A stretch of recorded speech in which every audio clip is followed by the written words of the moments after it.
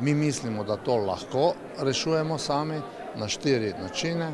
Prvič, s tem, da ustvarimo pogoje, da se vsi tisti, ki so na zavodih za zaposlovanje še vedno, in teh je čez 60 tisoč, kot vemo, smo od leta 2014 do lanskega leta zmanjšali število nezaposlenih iz 145 tisoč na pod 70 tisoč. Se pravi, tam ocenjujemo, da je še kakih 20 tisoč ljudi, ki so sposobni na delo.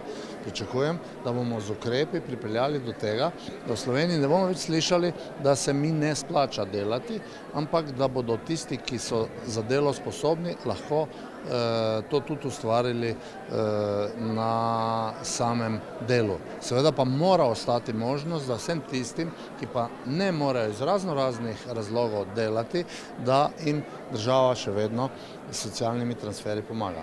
Drugo področje, kjer lahko slovensko gospodarstvo dobi dodatno delovno silo, so upokojenci.